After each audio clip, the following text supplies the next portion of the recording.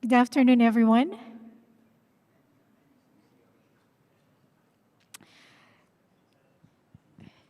We apologize to our online viewers.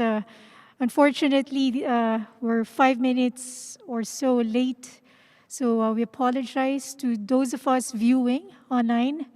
But so glad to see everyone this afternoon. This is our first physical gathering, in-person gathering for APREA since January of last year.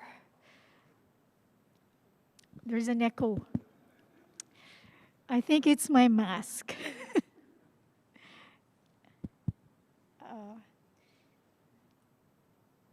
How's, there's an echo still?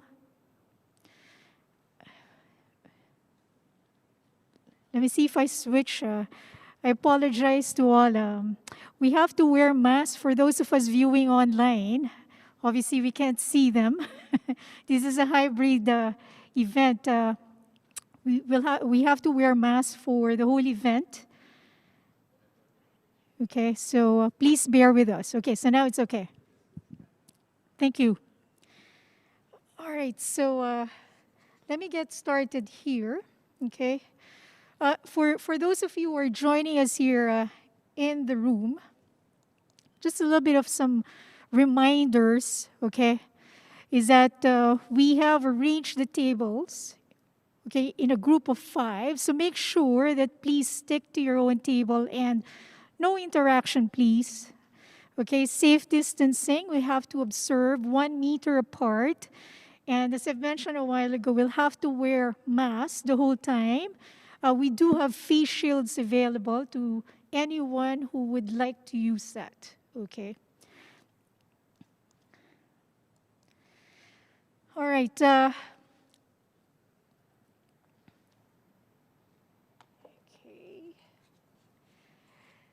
So it's been an interesting last few days, especially for many markets in Asia Pacific. We've had some issues dealing with flare-ups across the region, but we're hoping everyone is safe and well, especially those viewing us online. And on the APREA front, I just wanted to share some exciting news. This year has been a very exciting one for all of us. Finally, we have changed our name to Asia Pacific Real Assets Association. And this is really can you hear me? Okay. This is really an affirmation of our commitment to cover not just the real estate sector, but also infrastructure. As many of you know, infrastructure is a growing segment for the region. So officially, APREA now stands for Asia Pacific Real Assets Association. Just wanted to put out there, okay? And whilst also just talking about the last few days, you know, when we were outside, we all witnessed the first time that we've got someone, space travel is finally official, right? We've got Richard Branson flying to the space with his own aircraft. And this is just an amazing story just because technology makes it possible, right, for anything to happen. And in real assets industry, we also have a number of things going on, right? We've got today, we talk about owners and developers. All of our members are talking about building assets in a sustainable fashion, right? Creating efficiencies and many, many other things, you know, related to technology. I was discussing this with some of you a while ago about tokenization.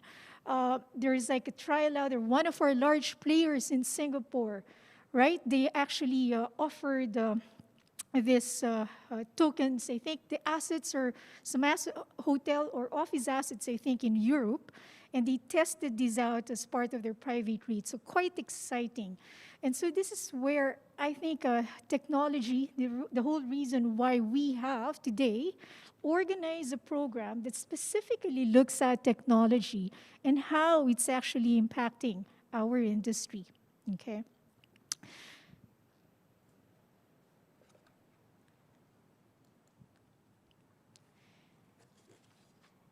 Now, I would like to mention too that today's program is a joint collaboration between APREA and our new member, SS&C Intralinks.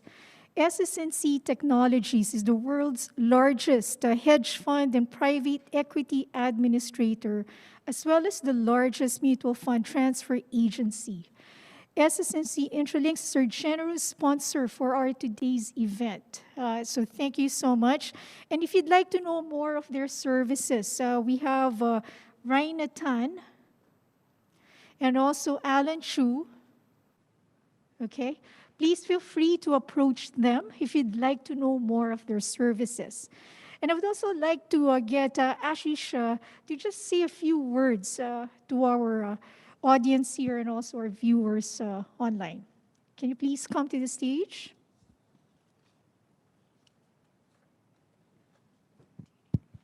Oh no, I've got the mic here. Hi everyone, can everyone hear me? Yeah. Good afternoon everybody, and thanks for coming and participating at this joint event between APREA and SS&C Intralinks. We are truly delighted to see some of our industry friends and colleagues. And this is, I think, one of the rare events where we've been able to get people together in a room and also simultaneously have a webcast. So we've got a very distinguished speaker today with us, David Fassbender, who's going to deliver the keynote address. And then we have an eminent panel who's also going to talk about their views and their ideas on what is the new normal for the real assets industry. How has the acceleration and use of technology become so important for the real assets industry?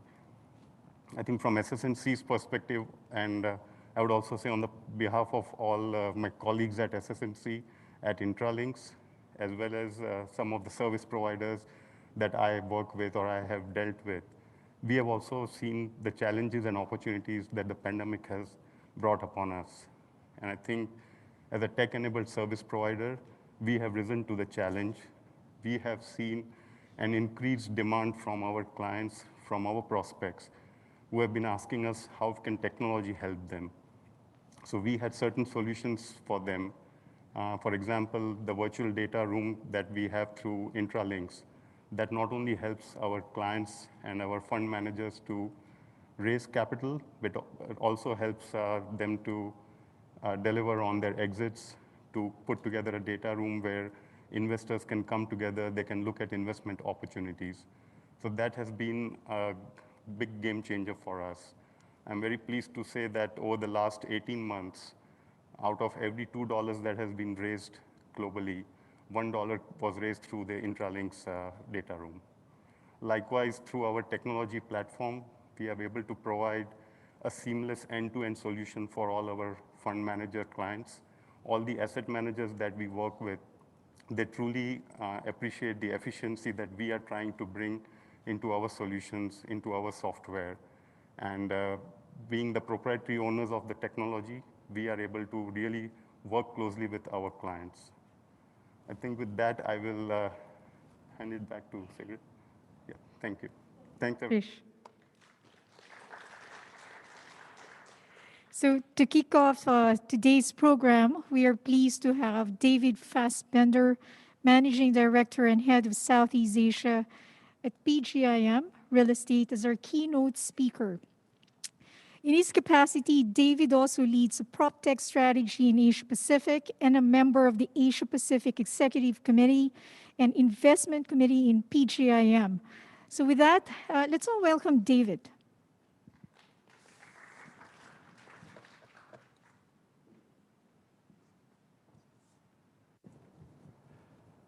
Okay. Thank you very much, Sigrid, and thank you, Ashish, for the introduction. And thank you to APREA for inviting me to speak today on the subject of accelerating technology in the new normal. I certainly hope that wearing masks to speak or face shields is not part of that new normal, but I guess we'll have to deal with it today. Now, I believe we're on the cusp of a massive transformation of our industry, a necessary transformation that has long been overdue for an industry where business and operating models have largely remained unchanged for decades.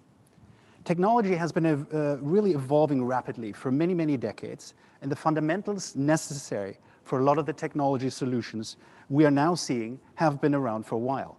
But real estate is not the easiest industry to disrupt, and within the wider financial industry, there are much, much easier targets.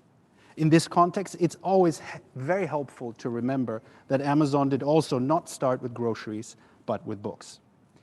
Then for transformation to really kick off, it generally needs a trigger, an event or events that really tip the scales and accelerate transformation. I think COVID-19, and also maybe even more so, the increasing understanding that climate change is a real risk, are these triggers. I believe that our industry will be very different in 10 years or 5 to 10 years from now. We'll see existing players, especially those willing to take risks and experiment, thrive. But we will also see many fail, overtaken by incumbents or disrupted by new market entrants.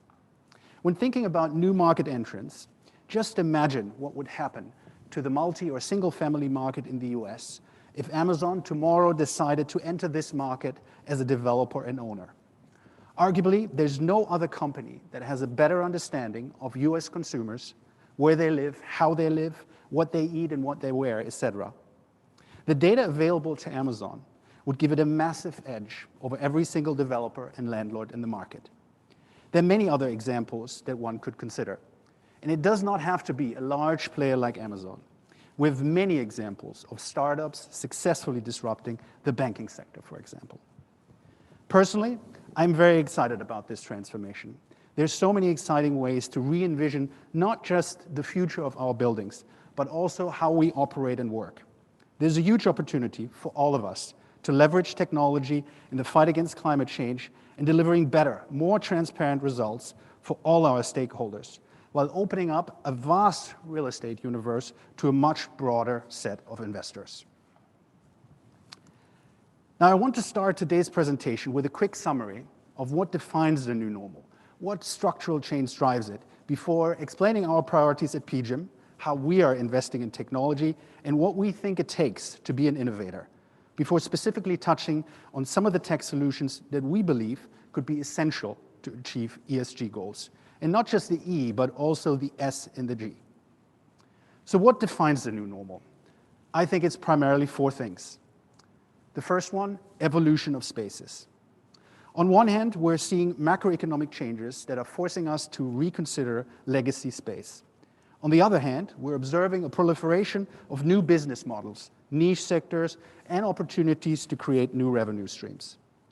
First and foremost, there's of course the disruption of the retail sector. It's nothing new, underway for well over 20 years. In my mind, an excellent example of how many retailers and most landlords did not see the writing on the wall.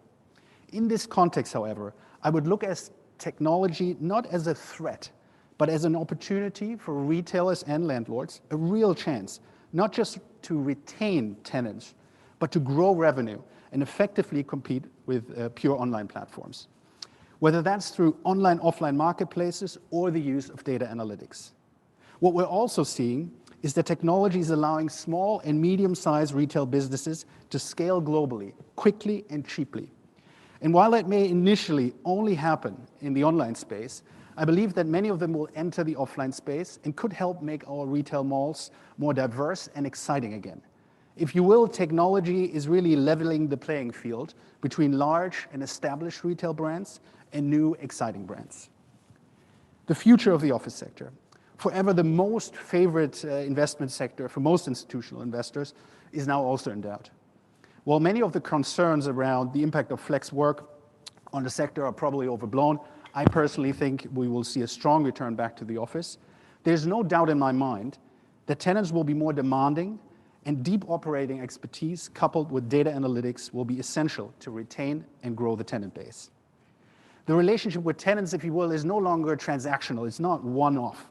The tenant is more like the guest in a 5-star hotel, or it could be the partner that works with a landlord on common goals, for example, to achieve sustainability targets.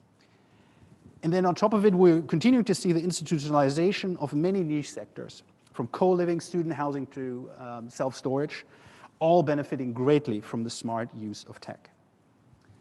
Number 2, the explosion of data. Looking at real estate data available in most markets, one could easily conclude that data is a scarce resource in real estate. In reality, though, it's a very data-rich environment. But too often, the data is unstructured and siloed. On top of it, too often decisions are still not data-driven. The data mindset is not there in many cases or not as well developed. And as a result, the dedicated resources to things like data analytics are missing.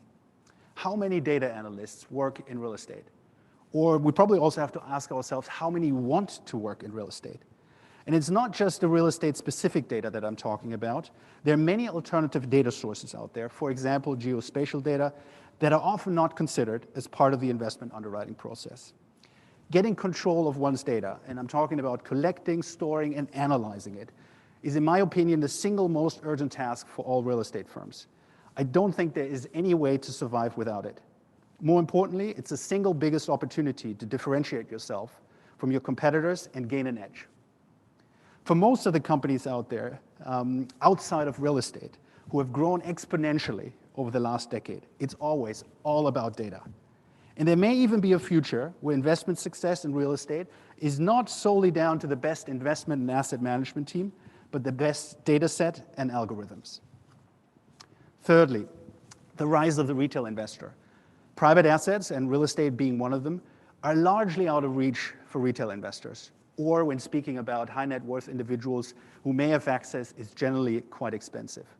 There's a massive untapped pool of retail investors, especially in APAC. We've seen what easy, low-cost access can do to equity markets. Think, for example, Robinhood. I think we may see the same in the real estate space. It's a big opportunity for new market entrants, but also established players. Tokenization of assets or funds, I'm sure we'll hear more about that later on the panel, may be the way forward, and momentum is building in that space. Maybe partnering among industry players could further accelerate things. While probably the hardest to crack, personally, I'm most excited about the opportunity to eventually being able to offer retail investors cheap access to institutional-grade real estate from really as little as $100. And finally, ESG. It's a big topic in Europe, in parts of Australia, parts of APAC, Australia, for example, for many, many years. But now there's really nowhere to hide anymore. Significant legislation and regulations, new EU rules were just announced yesterday, will make it increasingly hard to operate for anyone without a clear framework in place. So let's jump right into it. And I think a good place to start are some stats on the venture capital deployed over the last few years. There are many generalist VCs, but increasingly we are seeing capital flow into dedicated PropTech VCs. The chart here shows the enormous growth of the last few years, both in terms of deal values completed and in terms of the number of deals. Now, there is a dip in 2020, but this is really a temporary dip because of COVID. Already from Q4 onwards, numbers are quite impressive and increasing again. And while many high-profile fundraisers and PropTech funding rounds have taken place in the US and to some extent Europe, APAC, with the exception probably of China, feels a bit behind. It's likely a reflection of the fragmentation of the region and possibly the immaturity of the markets. But there's growing interest in the region, and VC firms like Taronga out of Australia that have raised significant capital from a broad range of established real estate players, including ourselves at PGIM, are leading the way in APAC. While APAC lags behind in venture capital raised or deployed, it is not short of exciting tech opportunities. The key difficulty that we've grappled with is the sheer number of solutions out there, many of which are addressing the same or similar problems. Before I talk more about our innovation construct and how we deal with that sheer number of solutions, let's look at what we have decided to prioritize. I think it really helps to break down technology solutions in two categories. The first one, and certainly the one that generally gets the most attention, are tech solutions that help landlords re-envision the future of buildings. These are the technology solutions that help landlords digitize buildings to enhance their operability. Implementing technology in this category can result in cost savings, achieve sustainability goals, but also, importantly, allow for better customer experience. The large amount of data that is collected will allow the landlord to build deeper tenant relationships or open up new revenue sources, especially if the landlord can offer the tenant more insights into how its offices operate. Another area of focus has been solutions that help us reimagine the way tenants engage with real estate. Tenant experience or engagement apps are one of the major beneficiaries of the disruption created by COVID-19. For us at PGIM, while we see the potential, we have taken a different approach by region, pushing forward with the implementation of tenant engagement apps in the US, but holding back slightly in Europe and APAC, where we see less potential for a full-blown rollout and are taking a more targeted approach, implementing some elements of what a tenant engagement app can do, for example, access control with companies like you see here, Zurf, for example. While this to some extent reflects the difference in our global portfolio, it also highlights how important a focused region and country-specific approach is in this case. And lastly, we're focused on how to grow the revenue side. This could take the form of repurposing legacy space by bringing in new uses, leveraging tech solutions to target a different tenant, user, or consumer segment, or finding new revenue streams to supplement traditional income. In Europe, for example, we're carefully monitoring the explosion of grocery delivery apps that promise 10-minute delivery times through a network of hyper-local warehouses located right in residential districts or the CBD. Gorillas, a German company we were introduced to through our VC relationships, is one of the leaders in this category, already approaching a $6 billion valuation in its latest fundraise. Another exciting area are marketplace solutions that help shopping mall tenants, especially the small and medium-sized ones, transition to an omni-channel model. We're currently scoping out a pilot with an Australian company called Omnify that offers an out-of-the-box marketplace with easier retailer onboarding, simple order processing, and easy fulfillment through click and collect or delivery. It should come not as a surprise that a lot of focus has been on tech solutions that have the potential to lower OPEX and CAPEX spend. Increasingly, though, the revenue side is gaining importance, especially because of the impact COVID has had. In addition to our focus on how to re-envision the future of our buildings, I'm equally excited about the opportunities that technology is opening up to re-envision the future of how we work, an area that is less often discussed, but at least of equal importance. It's about utilizing data to enhance investment decisions, make more thoughtful decisions about our assets, both being strategic about proprietary data assets, as well as leveraging new data sources. It's how we work internally, leveraging streamlined software solutions that are new to our industry to increase efficiency and deliver better results for our stakeholders. Personally, I'm particularly excited about solutions that are really focused on transaction management, deal pipeline management, and some of the examples here, Deal Cloud and Altrio, both offer very exciting solutions here. And lastly, it's about leveraging new technologies, such as blockchain technology, to provide access to a broader investor base in a more efficient and transparent way. Given we have ADAX's COO on the upcoming panel, I won't elaborate on that last point. Suffice to say that I believe that it has the potential to fundamentally disrupt the business model of many real estate investment managers and therefore deserves great attention. I do, however, want to highlight once more the importance of a robust data strategy. For us, that's really at the heart of everything. Pulling together all the disparate parts, creating structure, and a robust data governance policy has been and remains our top priority. So now that I've touched on the priorities, I do want to explain our unique innovation approach and share some of the lessons that we have learned. There are 4 key components to our strategy for collaborative innovation, which we have set up in a different way from our peers. The first one is really our global innovation team. The team is led by Sarah Schenk, our head of innovation. And what's very important is she has a real estate background, not an IT background, because we think it's critical that the person who leads this team understands all the practicalities of the real estate business. The team has a global mandate across our business to oversee internal innovation activities, manage our venture capital relationships, and accelerate our data and technology strategy. The second component are our venture capital relationships. Due to hundreds of companies being created and the fragmented nature of the PropTech market with different winners and different geographies, given all the structural market differences, it is critical to have feet on the ground in different places. As such, we've made regional investments in venture capital partners around the world that have strong knowledge and research capabilities. The third component are our real estate innovation councils. Innovation is not just a job for the innovation team. We have 12 councils touching all asset classes, regions, and parts of the process, and include over 60+ business leaders in our organization. Their objective is to prioritize the needs for our organization and to identify, pilot, and launch innovative solutions and processes effectively and on an ongoing basis. This creates efficiency at scale, broadens the conversation, which is very important, and adds value to PGIM. This also allows for innovation to be driven by business leaders who are subject matter experts in the various innovation sectors and direct users of new solutions, with facilitation by the innovation team. And finally, the fourth component, our real estate technology teams. As part of our belief that IT and the business should have greater integration for greater results, our IT and data organizations all report directly to our head of innovation. This is important, especially in the context of our overall data strategy, and whenever we're talking about technologies that have the potential to change how we work, but rely on the integration of our existing systems landscape.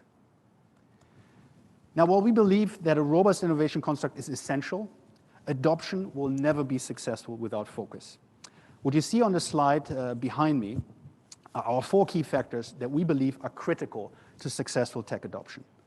All are of equal importance, in my opinion. Particularly helpful, however, has been the fact that direction is set by business people, while our dedicated innovation team has been there to guide and manage the implementation process.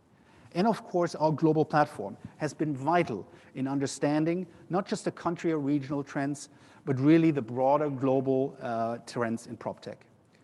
For more country or regionally focused players, partnering or sharing with businesses in other regions to supplement their own experience and understanding of what is happening outside their home market is really something that we would recommend.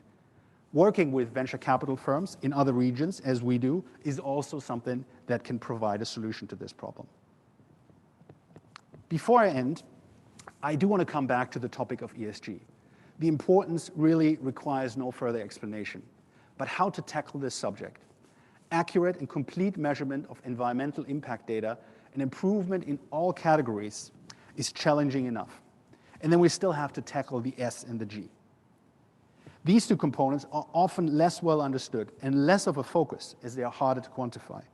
But it's not just the environmental impact that we must address.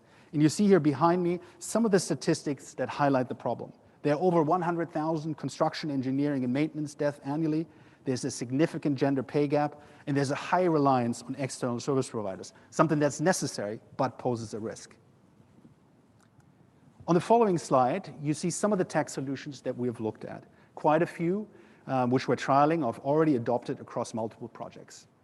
On the environmental side, we feel that a lot more needs to be done to reduce the massive environmental footprint of the construction industry. Carbon emissions are released not only during the operational life, but also during the manufacturing, transportation, construction, and the end-of-life phase of all built assets, both buildings and infrastructure. These emissions, commonly referred to as embodied carbon, have largely been overlooked historically, but contribute about 11% of global carbon emissions.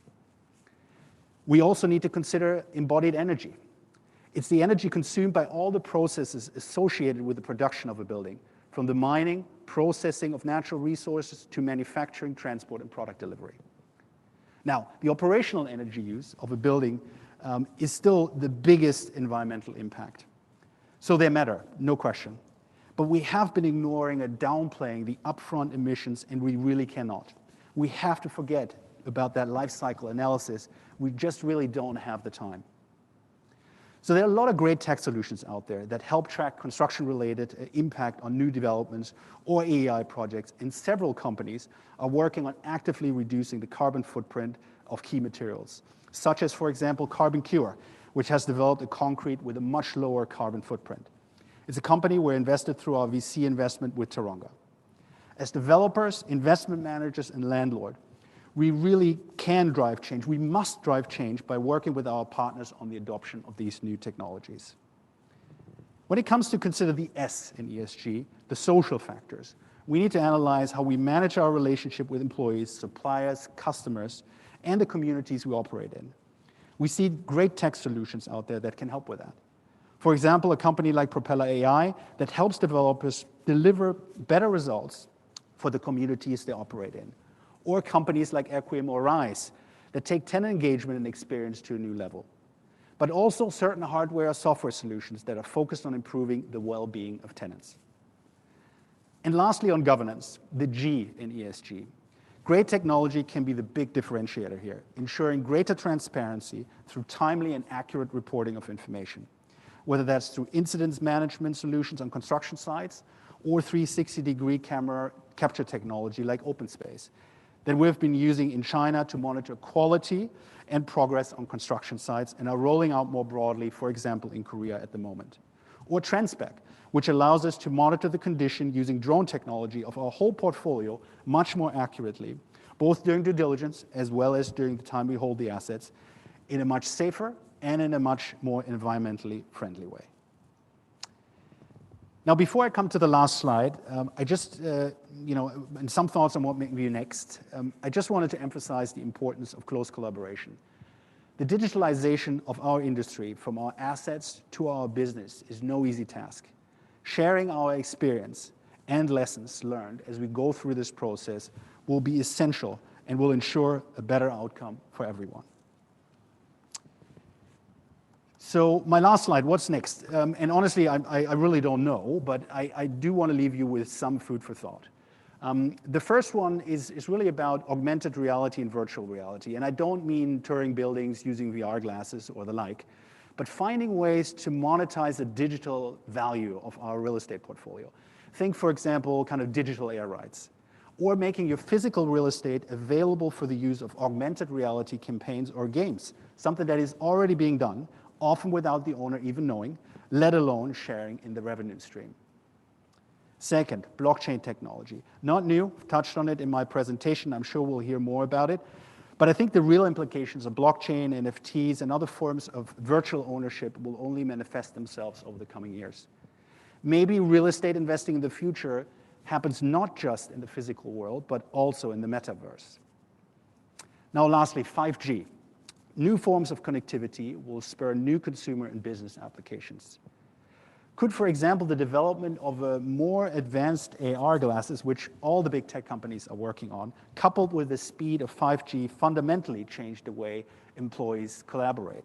So is it maybe not COVID, but 5G that will change working models fundamentally? And with that, I'm at the end. Thank you very much.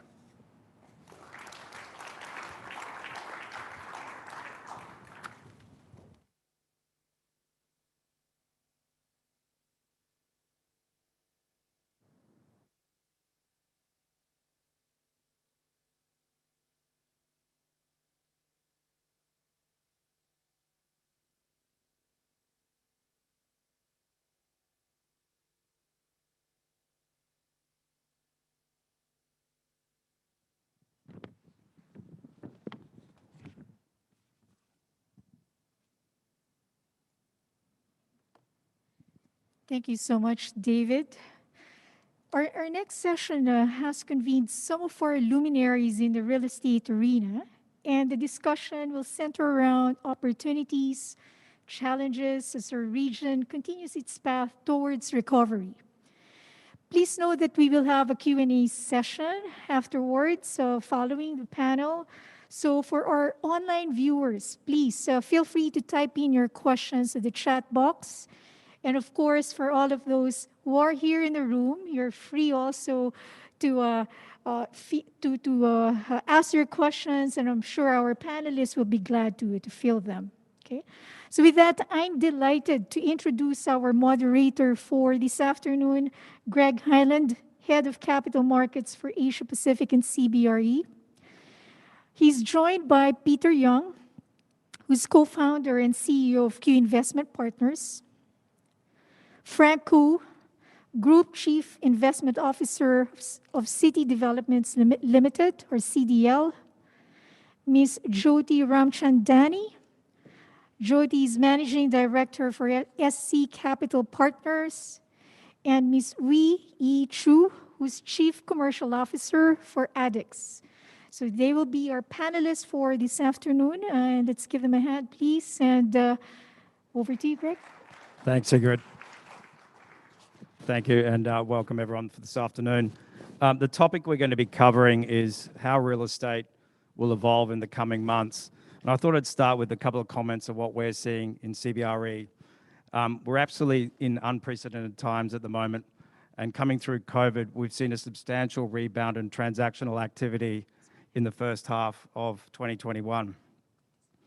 That recovery has not been broad-based. It's been very strong in the logistics space, multifamily, and we've actually started to see, and David touched on it earlier, the return of office investment. I think the areas that are still waiting for recovery or in the early stages of recovery, we've seen some substantial interest in the hospitality sector, and also retail is emerging as a class that people are wanting to get back in. David did touch on the ESG component. It is a very big topic for investors globally, and it'll be interesting to see how that evolves going forward. I think just to start off with, I might bring Oyi into the conversation from the technology perspective. Your firm is a pioneer in tokenization. It'd be good to hear how your firm's evolved and the development of it to date. Thanks, Greg. Well, you know, I'll take a walk a little bit back to history. If you think about the revolutions that's happened in capital markets. About 30 to 40 years ago, electronic trading evolved, right? And we saw scriptless shares, electronic trading. That changed the way the public investing behavior happened. The next revolution that we saw was actually in Singapore itself, the REIT revolution. Both from a combination of the exchange, the way that we trade, some tiny shifts in regulations, the opening up of the REIT regulation created a massive wealth creation for investors, right, if you think about it. Now, that has not evolved for the last 20 years. Part of that is the technology didn't exist for it. So ADDX was actually born out of two thematics. One was private market investing. I think, all of you will feel it, right? The shift of capital towards private is undeniable. It's growing at probably going to double in the next sort of decade. The second thing that's happened is actually technology, and specifically blockchain has created the new thinking about financial systems or financial services and how that could be built into some of these capital markets thematics. And so the reason why blockchain is obviously the ledger itself is one part of that. The second thing about the ledger is, the second thing about blockchain is actually smart contracts. And the ability, and all that sounds very fancy in tech, but in reality, all it does is automate a lot of the post-asset servicing activities, and the ability to take investment sizes down to very, very small sizes. In theory, we could do $100, right, as David had sort of mentioned. So we started with that concept, went to MAS, got out of the sandbox, have now been operating for the last 18 months. And what's an interesting dynamic coming out of that is, I was thinking we would see more tech, VC funds. Actually, we continue to see a lot of real estate demand coming out of the private markets into the blockchain with a desire to really open up the access to individual investors. Now, we only handle accredited investors today, but certainly, with the thinking and the technology, it means that retail is actually not that far away. So I think that the industry has to think and evolve. What does that mean for the private markets, for the fund managers? And how will they evolve into this space with technology and partners like ourselves? Thanks, Greg. Back to you. Thanks for that. Thanks for that. Peter, I might move on to you. Your company's heavily invested in the living space, in particular purpose-built student accommodation and co-living sector in overseas markets. Can you tell me what you've learned through COVID and what's the outlook for the sector? Thanks, Greg. Thank you, APREA, obviously, for having me. As a business, we're focused with providing homes for people, homes for adults across the whole demographics, from students to young professionals, families, and of course, active senior living. So in that extent, we're very fortunate that COVID, various financial crises, and obviously technology risk, and all these factors that are important in real estate, we are investing in very much in a needs sector in people's homes. So to that extent, that sector has fundamentally changed a lot. David has mentioned the evolution of space as one of the pillars of key things for us to think about. And within the residential living space, which is what our focus is, we have focused with investing in student housing, in co-living, in multifamily housing. And within those different sectors, they're all very unique. But what's important is to essentially curate the right products for the right audience and the right customers. Students want different things. Young professionals through co-living want different things.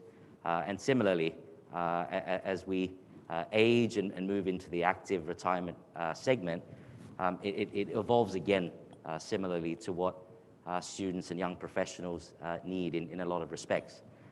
So our learnings has evolved over the last couple of years, of course, with COVID and various other challenges, but it's continued to really look to address a few of the fundamental megatrends, I would say, with respect to residential housing. I think it's firstly, one of the things we try to address with the products that we curate is to address housing affordability.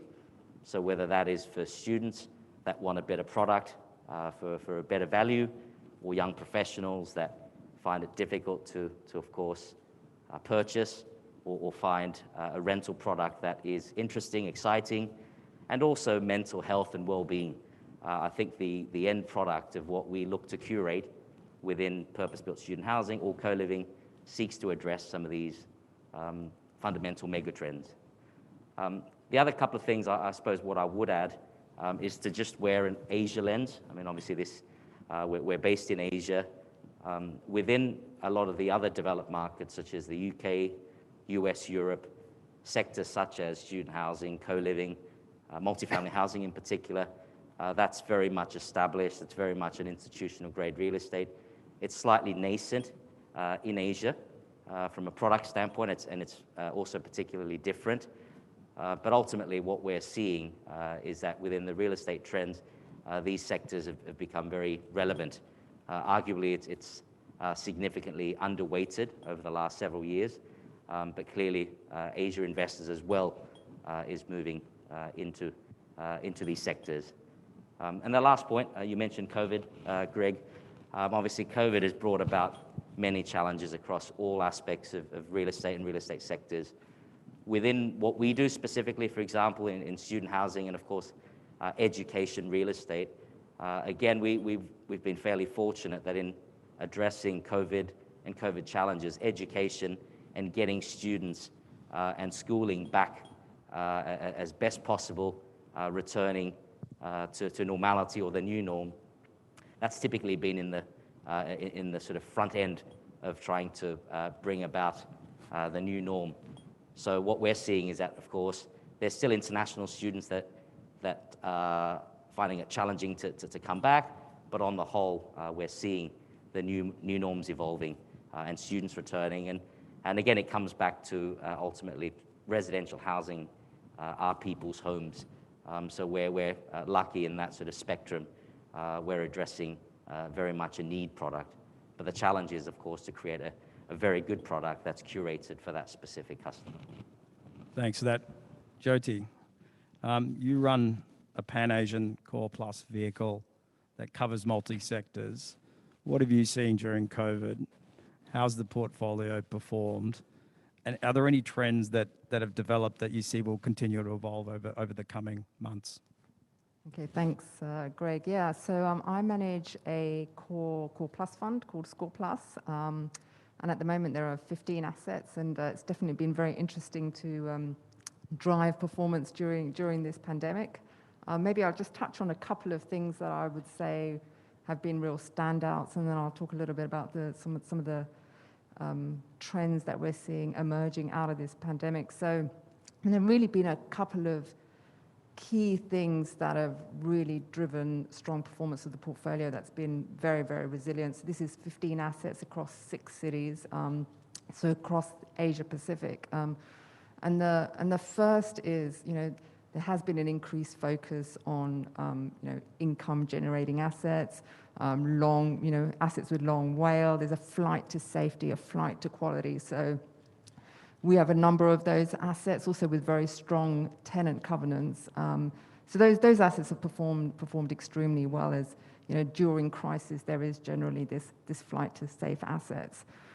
The second sort of interesting feature has been, really related to technology, and sort of the overarching theme of this conference is investing in growth sectors that are using technology. So for us in our portfolio, Korean logistics has really been the key winner, and we think it will sort of continue to do well, really, again, as an acceleration of trends that were already in play earlier. And then the third thing is really having a very proactive asset management strategy, and that has worked really well. And that asset management strategy has really worked on several levels. So firstly, it's about engagement with tenants, having a very proactive relationship with them, catering to their needs during this crisis. But also it's about rethinking your space and your asset, and it's about offering amenities. Are there any other features that you can offer to make the place of work and a very attractive place to work? And I think when we'll all come back in full strength back to our place of work, we'll definitely see that tenants and occupiers will be demanding more. So then moving on to sort of what are we seeing emerging out of this pandemic, and I think sort of David and the others have sort of touched on some of these already, but probably sort of the key thing for us has been the focus on health, safety, and well-being. I think, other than things like, there are simple things like increasing your cleaning and, making sure that your high touch points, there's increased frequency of cleaning there, but technology will also play like a critical role, particularly in terms of digital engagement. So engaging with your tenant, providing information on health, wellness, safety related. I mean, it could be like, what is your indoor air quality today? So providing information like that, but also services, contactless services, so that you're operating in a very safe environment. And then there are other things as well, like using technology to monitor making sure that places are not overcrowded, and how you can sort of use tech to solve those issues. So that's sort of the first thing. And then the other thing that's sort of been a very standout, and it's not just really from the pandemic, but it's something that's already been in place for a while, but is really seeing increasing focus, and I touched on this already, is really providing a great place to work. I mean, people are looking for best-in-class places, and that can be through a number of things. That could be through the use of space, as just mentioned. So it could be looking at your space in terms of providing collaborative spaces, wellness spaces, learning spaces. It could be through the provision of amenities, such as great end-of-trip facilities, electronic charging places, and so forth, and having like sort of a technology app where you can that will enable you to do that. So that's sort of another thing, and sorry, I'll pass over in a minute, but the other sort of critical thing, coming back to sort of, for example, logistics, where we're invested in, is the theme of automation and robotics. So increasingly you see, like, you're going to have in the workforce people who've been born in the digital world, and technology is all that they're used to, and they have different demands, they have different preferences, and speed is critical to that. So I would be totally satisfied with a 2-day delivery, but that's not going to be the way the millennials think and the way millennials expect. So automation, robotics, really increasing cost efficiency and efficiency of process in logistics, in that space, I think is going to be another trend that's going to be very exciting to watch. Jyoti, I might just touch on the office comments you made around the services, the spaces. How do you think the returns are going to look on a go-forward basis compared to the returns that office has generated historically with landlords having to deliver these additional services, perhaps having to offer more flexibility. How do you look at that in terms of underwriting investments? Yeah, so for us, we in underwriting investments, we always have this capex component. So this will sort of fall under the capital expenditure, and I do think that you've got to look at it from the perspective of if you don't, what is this going to look like versus a do nothing scenario. So once you look at it from that perspective, the returns are looking. Returns will look much better, and you can definitely justify, underwriting that capital expenditure to really upgrade your buildings. Now, I just maybe want to comment on maybe like the development space. I think, that's where you can actually make a significant change. It's not sort of a space that I'm in, but SC Capital has many development projects around the Asia Pacific, but that is the stage where you can, you can put this into your design, you can factor this into your design, you can use, you can think of, you've got your budget right up the front, but you can also not only think about spaces, but you can use technology to speed up the construction processes and so forth. So I really think from a development perspective, that's sort of going to be a place where you could probably make the most impact and getting your maximizing your return on your investments. One last question before I move to Frank. Where are you focusing your efforts at the moment in terms of deploying capital? Okay, so for us, we're a pan-Asian diversified fund, and we've really got a very thematic approach to our investments. So the first is looking at growth corridors, and that's sort of predominantly looking at offices, actually, looking in locations that are seeing a transformative impact in terms of, you've seen government investment, you've seen population growth, employment growth, real hotspots, which might be outside of a typical CBD. And, these are places where, people like to live, work, and play, and sort of really draws on this discussions during this pandemic of establishing satellite locations. So we like hotspots like that. Second is education. So a little bit similar to what Peter was saying, we're very bullish about the education space, and we believe that spending will continue to grow in that space. So we like student accommodation enough, where at the moment our pipeline is very much focused on Japan. And then the third theme is actually technology, and I've touched on that already, which I think is going to be a very exciting theme to watch. Great, thanks. Frank, if I can bring you into the conversation. CDL is a huge player globally across multiple sectors. What have you been seeing in the business during COVID? And where are you focusing as we come out of COVID? Okay, so thanks, Greg. If I look at CDL, if I look at our portfolio, I can break down our portfolio into basically 3 different asset classes. A is commercial, B is basically built to sell, which is resi that we sell to the mom and pops or the retail investors, and third is basically hotels. So we have about 170 hotels globally, which we manage or we own. The question that we ask ourselves, and we've been asking ourselves this question quite often, is what is our core competency and our expertise, right? And how can we leverage this inherent expertise and operating know-how as we expand globally? And we have decided that rather than just diversify for the sake of diversification, we'd rather build deep domain knowledge and focus on certain asset class and build skill in that asset class. So if you look at, again, when we look at our, what we have inherently, we have BTS, built to sell. Basically, it's providing long-term stay with no service, right? Hotel is here, and basically you are providing short-term stay with full service. So how we're joining the dots is that in the middle, you have an asset class, which is what Peter just mentioned, the living asset class, whereby you're providing some service on a medium-term stay, on a medium-term duration basis. And that is the space that we are now trying to play in, which comprises of, again, like what Peter mentioned, multifamily, student housing, workers' dormitory, senior housing. Again, the reason why we are playing in that space is because I think it captures expertise that we have in the development space, and also captures the expertise that we have in the hospitality space.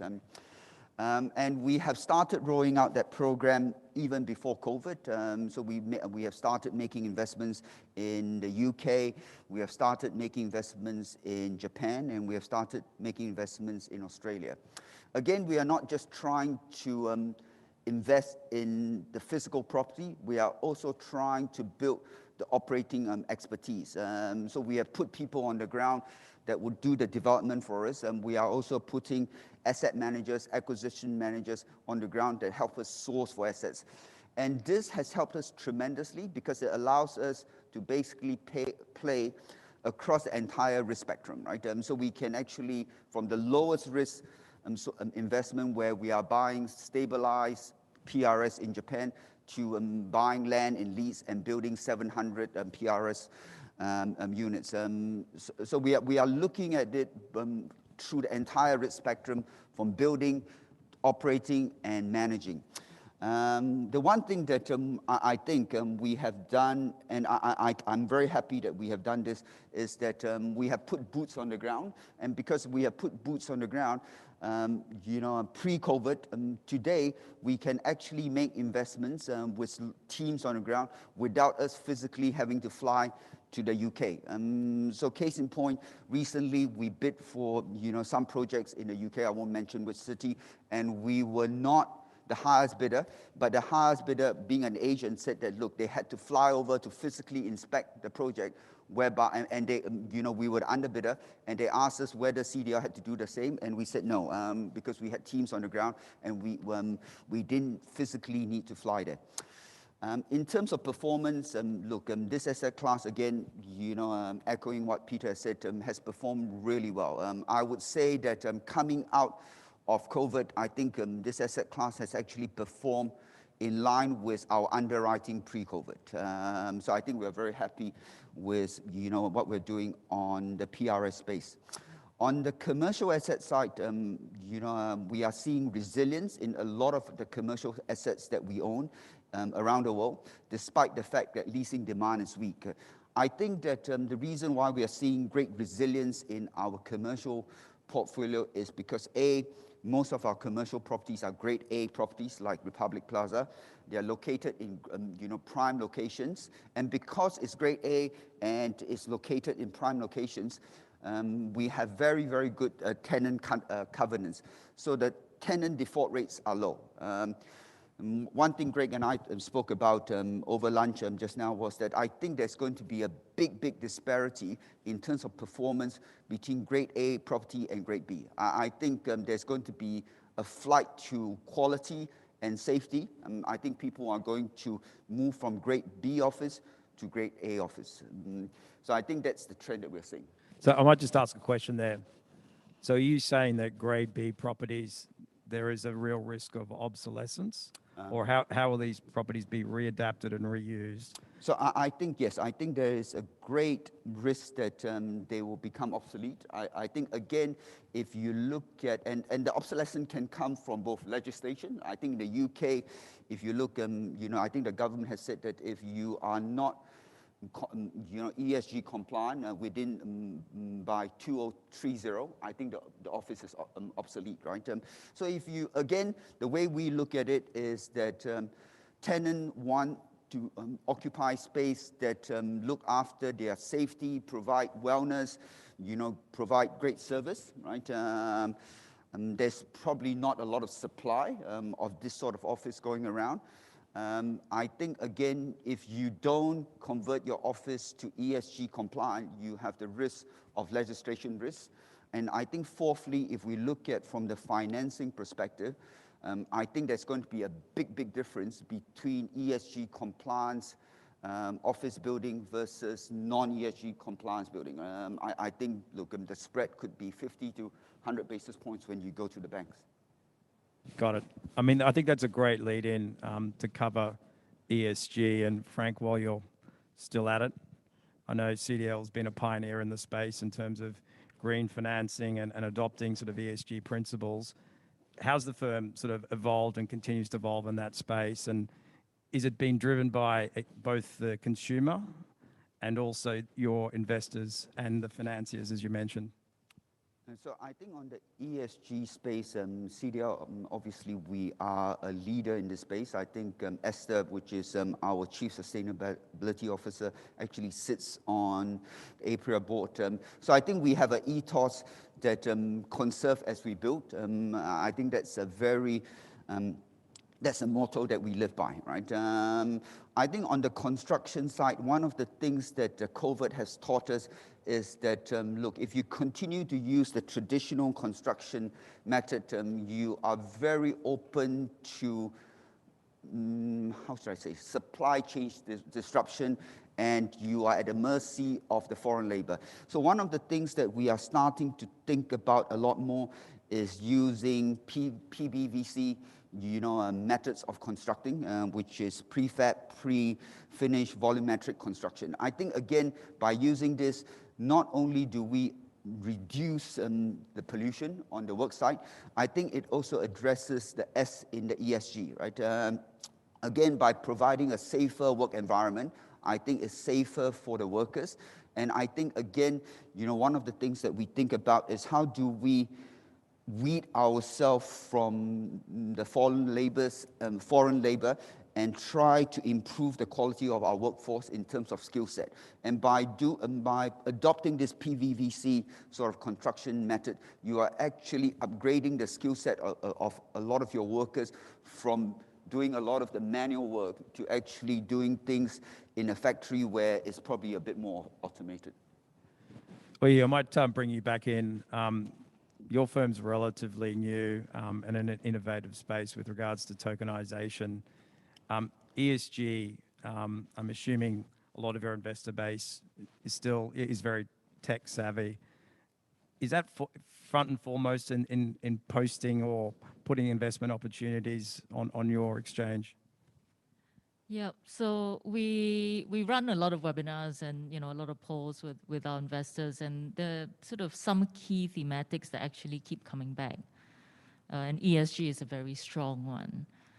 I think where investors are kind of struggling with is how to express that. So we recently finally launched an ESG fund with one of our partners, and that did very well, but there's not enough. I think there's a lot of, I think in Europe and Australia, and certainly companies like CDL are very progressive in the way they think about it, but I actually don't think we have enough product yet for investors to really invest. So because of the education and the lack of product, when we would used to run these polls, we would say, how many of you would invest in ESG? And sort of 95% would say, yeah. And then you'd say, okay, well, would you invest in, let's say, one of these big bonds, right? 2%, 10 years, and kind of the interest kind of dies down. And also the final question was, what percentage of your portfolio will you allocate into ESG? And actually the number is still relatively modest, sort of 10 to 20%. But I think it's because there's a lack of supply. There's a lack of product for investors to really think about that. And I see the opportunity. I mean, we are looking at opportunities, for example, to do green bonds on our platform. We think that we'll actually serve that quite well because we're very efficient. So we can actually help SMEs develop that space. Because the big companies can already do that very easily, right? They already have the resource. They have a bond program to work with a green sort of approach. Is actually a bit more straightforward. I think where we need to get to are funds, and sort of dedicated capital and a dedicated thought process to deepening the ESG space. And that's certainly something we don't see enough of right here. You talked about the supply of ESG compliant investment opportunities. How do you get the balance between being able to provide investment opportunities as a business and also adhering to ESG principles as we're in this transition phase? Well, we're keeping it simple. It's at least from a philosophical perspective. For example, we don't take on coal. We've had a coal company approach us from Indonesia to say, would you do some financing on your platform? We're like, no, I don't think so. We think very long and hard about things like crypto and Bitcoin, and there's a lot of debate in the company as to whether that sort of sits with our thinking around ESG. But that's a bit more informal way of curating what we put on. We'd like to be a little bit more active. If we had the capacity to be more active around really sort of pushing people to think and source ESG investment products to onboard that on our platform. Peter, your product is targeted to the younger population. Are they making decisions in terms of their living decisions based on ESG? Is that really playing out at the moment? Yeah, no, so I think sometimes it's too easy to generalize, obviously, millennials and the young audience. But I think, having said that, in general, the care factor of ESG principles is significantly higher in the sort of customer base that we work with. So young professionals, they're obviously much more knowledgeable. The young is a lot more knowledgeable. Students equally, they understand the theme, but I think as some of the speakers have already mentioned, ESG is a very complicated, multi-dimensional, different audiences look at things differently. But what the areas that are important to us, I suppose a slightly different lens to what's been said, is the outward factors, of course, is important to QIP. But as a private investor, as a private group, the areas that are probably important for us to address for our customer base, for our audience, and for our business is how we best operationalize that so that there is a financial outcome that can be seen, which I think, again, without digressing too much, but the ESG concept, one of the key fundamental bits is, of course, the pricing of ESG and the economic benefits and the investment metric of why to invest in ESG. So for us, we try not to look at too many of the outward factors, not because they're not important, but we focus on what we can control, such as our construction methodology. We are developers. So everything from all the COVID experience and the different changes that we've made, those things are how we address it. And of course, again, pricing it to financial aspects. We hold assets for a medium long term.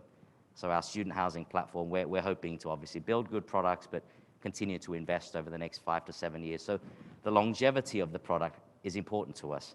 We're not just coming in to create the product, exit at the highest value, but over the next 5, 7, 10 years, it has to have longevity.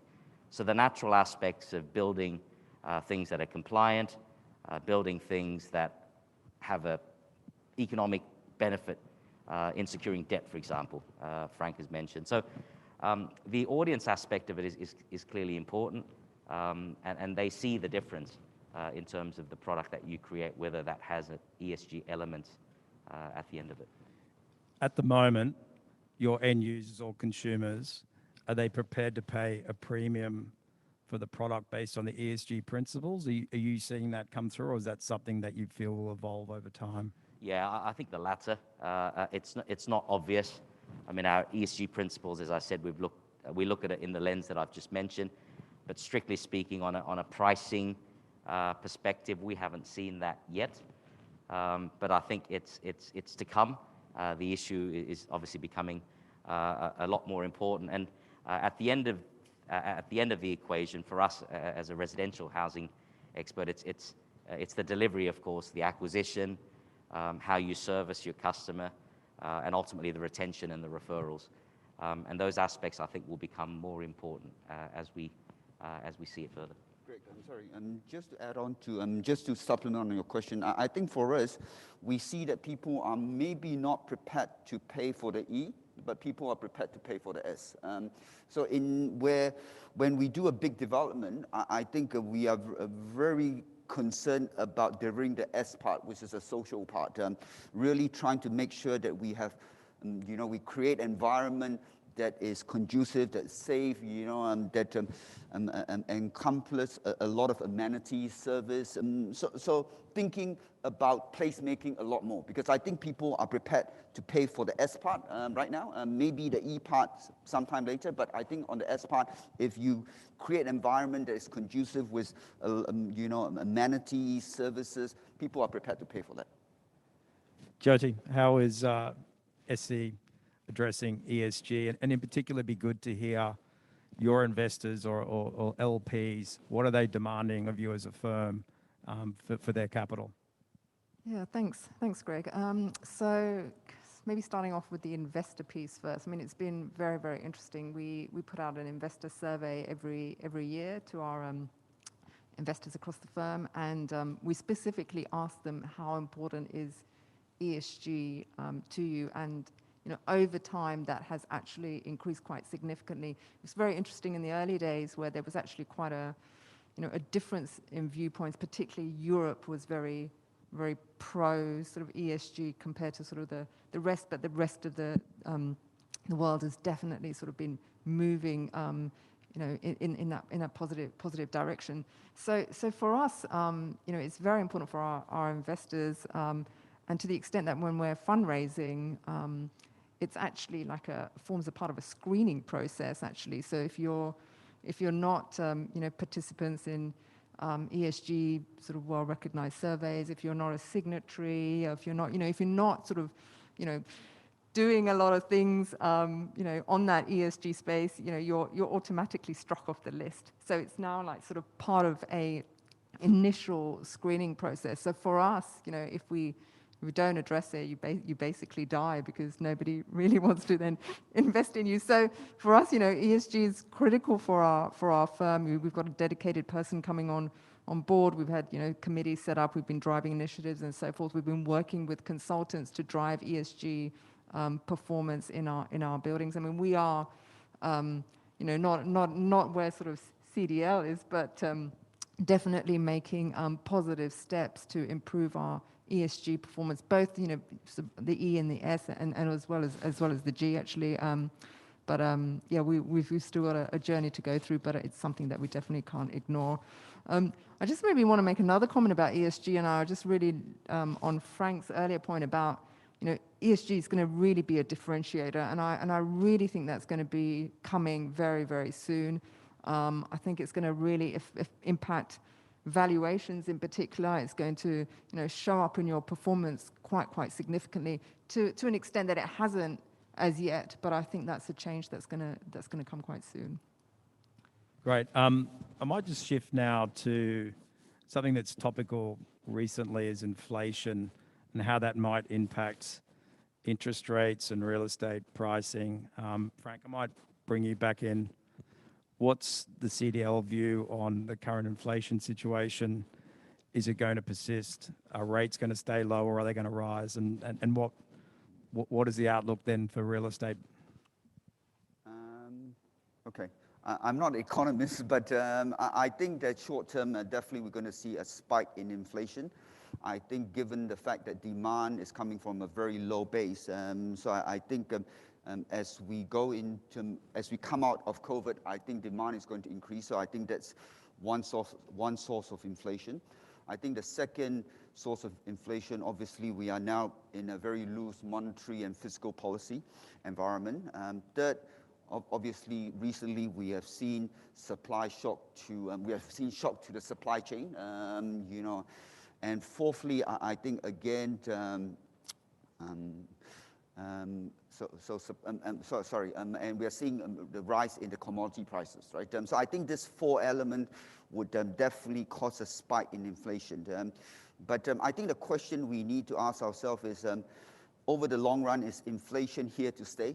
Are we going to see, high inflation, or is this just a one-off, right?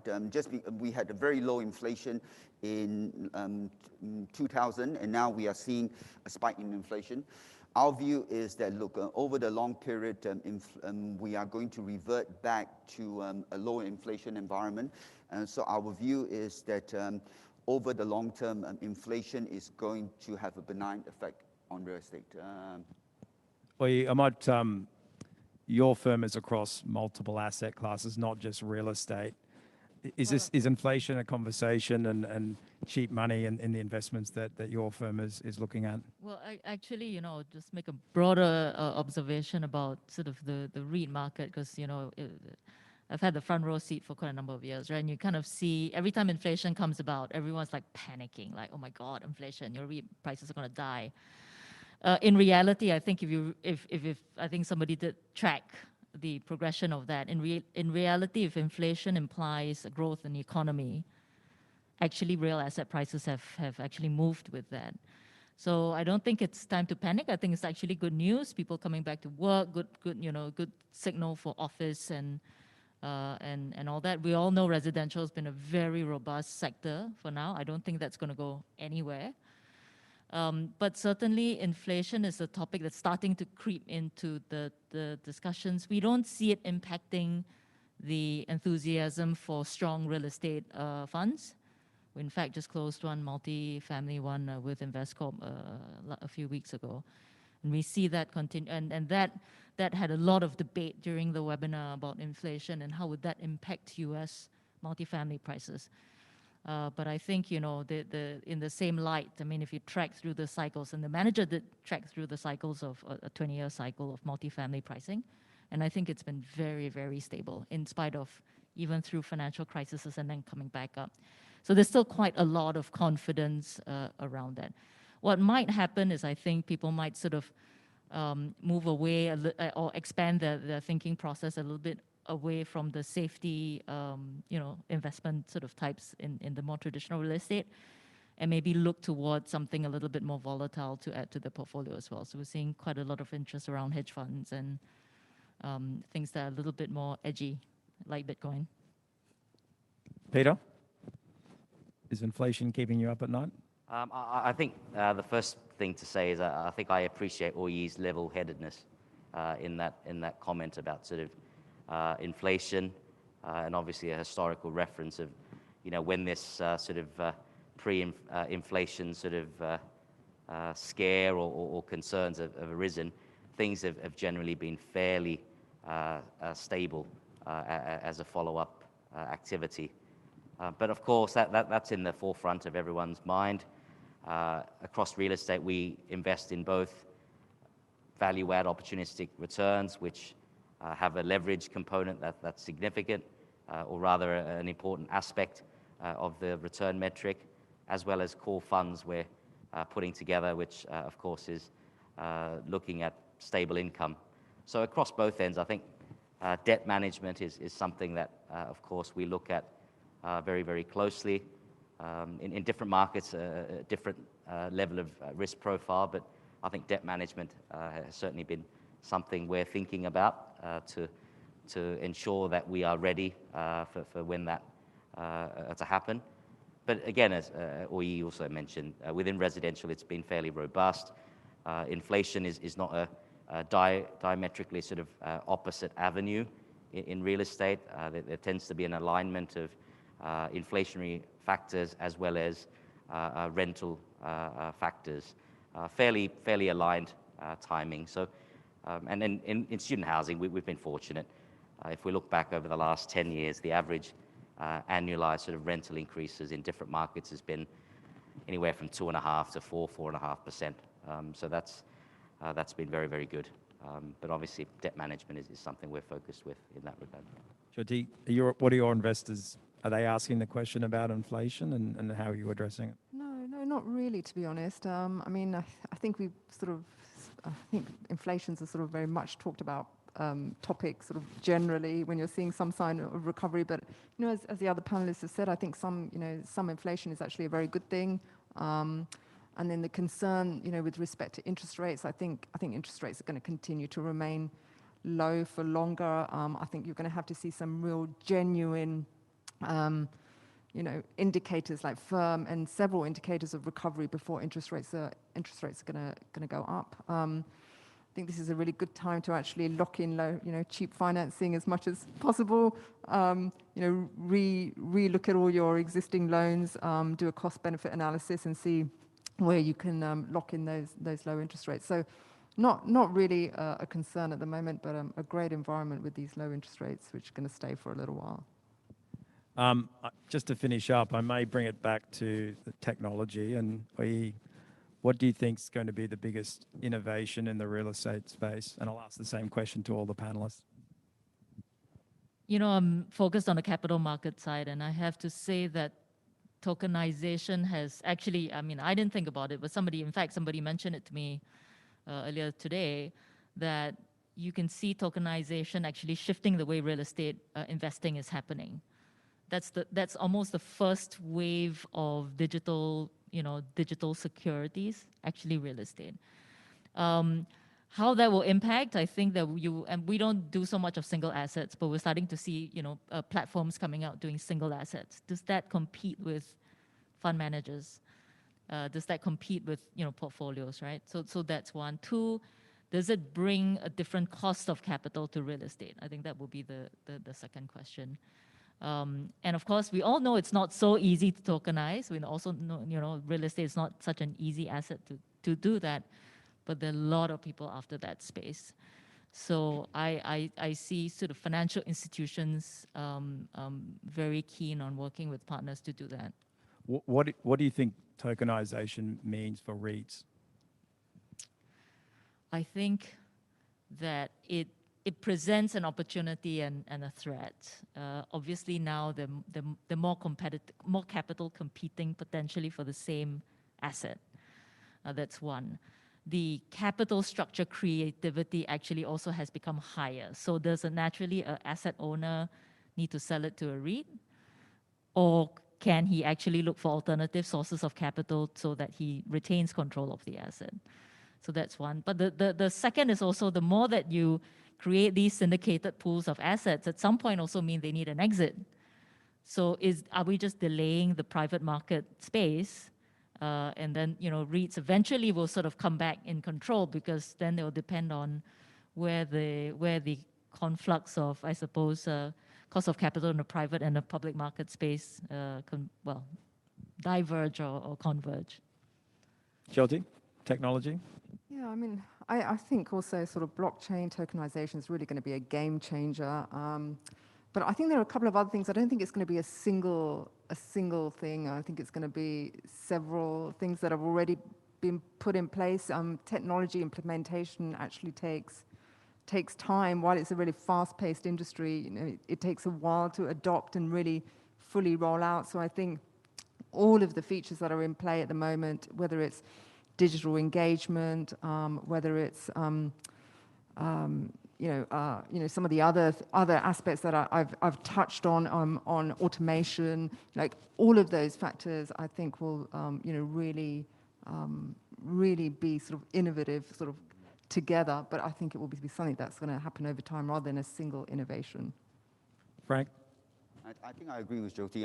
So for us, we are using technology, in different ways. So how we use technology in the commercial asset is very different from how we are using technology, example, in our retail, our residential sector. So if I look at in the commercial sector, we are using technology in three ways. I think we are using technology to provide a safer, better working environment for our tenants. We are using technology to provide more convenience for our tenants. And we are using technology to better monitor our plants and equipment. So let me give you an example. In terms of using technology to provide a better, safer working environment for our tenants, we are using photoplasmic air disinfection system to provide a better air quality for our office building. We are also monitoring the air quality in our building. And if you go to Republic Plaza, you can see that we have autonomous UV robots that are cleaning our lobby area constantly. So that's one way that we are using technology. How we are using technology to improve the service experience in RP is that we have developed an app called City Nexus, which obviously there's a lot of usage, but one of the usage is obviously it allows you secure access to the building. It has what you call intelligent parking system. So as you drive into the office, you can then check for where parking spaces available. So you know exactly, if there's 10 space on the 4th floor, you can then just go to the 4th floor and not have to circle around 2nd and 3rd floor. And if you happen to forget where you park, you can just key in your car number in the app, and it will tell you where you have actually parked your car. We have also in the app, a smart retail sort of a function whereby from the office you can actually order F&B from our retail tenant, and so that avoids you queuing up during lunchtime. And then finally, look, we have the app allows remote turnkey access for both tenants and the visitors, right? And then we are also using technology, again, to monitor our plant and equipment. So example, we have been working with Otis and the lift system operator, whereby from a dashboard, we can actually see the physical condition of our lift. We can see how it's being used, and we can also detect abnormalities in the operating system. So by using this, what we are doing is that we are shifting from periodically maintaining our lift to a predictive maintenance. And we think that this would actually reduce downtime for us. And obviously, the more downtime you can reduce, the better the tenant experience. How we're using technology in the in the residential space is also very different. I think during the lockdown, people can't physically visit our show flats, right? And so we are doing a lot of these virtual show flat tours. The other thing that we are doing also is that, again, this is something that the real estate space is lagging so far behind, is that a lot of the documentation is still signed physically. And we have digitized a lot of this so that when someone signs a S&P agreement, they can actually sign it digitally. So again, Greg, how we use technology is different in different asset classes. And finally, just to wrap up, Peter. Yeah, so just to add a couple of things in addition, I think two areas that we're watching very, very closely with interest is certainly on the capital market side of things. That is a big game changer. I think we do single asset investments. What we focus with are closed-end funds. So that new avenue of capital markets, we watch with a keen interest. We invest a lot alongside with private clients. So that aspect, we watch ADDX very with a keen interest. The other aspects, I think Frank and the others have covered before, is of course ensuring the operationalizing of technology across our business, and that's wide-ranging. That's not a single issue, but ultimately we're focused with using technology to better acquire customers, service them, retain them, refer them, and it's across a whole metric of things, including obviously ESG and the experience of our customers. And obviously technology is a big enabler. Great. I think at that we're at time.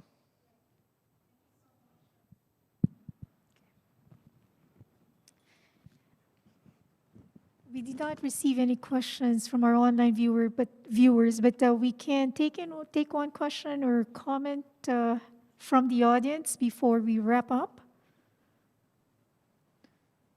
PK?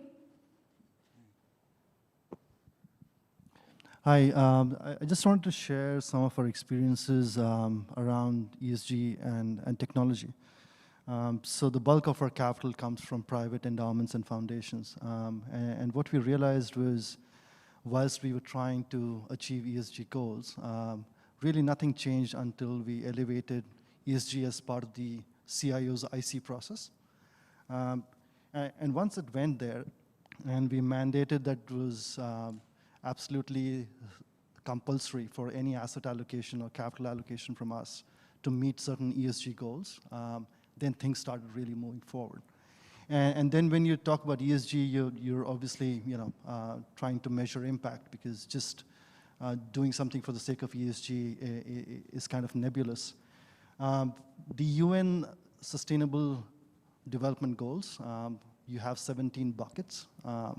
And what we found was, being a multi-asset platform, we were kind of addressing 8 of them, or or touching 8 of those buckets. The other step is obviously then to see what's in the bucket, and once you start peeling the onion, is to see what are the elements that you're influencing directly, indirectly, and then working with your partners to address that.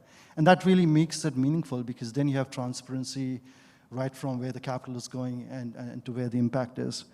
The other comment that was made by the panel was how capital markets and LPs are kind of reacting to this. TCFD, which is the UN Task Force for Financial Disclosure, now has signatories who manage $82 trillion of assets, which is more than double the S&P market cap.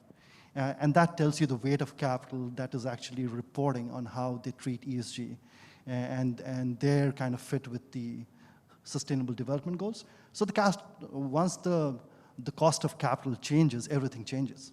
And I think it's an existential crisis for every manager, every developer out there to do something about it, because then if you don't, the capital moves away from you. So I thought I'd just share that. Well, thank you very much. I think we run out of time, and so that's a wrap. I'd like to thank, of course, our panel, Greg for moderating this afternoon, Peter, Frank, Jyoti, Wee, and of course, our keynote speaker, David. Really appreciate your time. I know it's our first time here to be gathered all together here, and I'm hoping we can do this more often in the next few months. So please check out our APREA website. We do have some online events that you may be interested in. And I'd like to thank SS&C Intralinks for their generous support this afternoon, making this possible for all of us to be here. And with that, thank you once again, and have a great afternoon.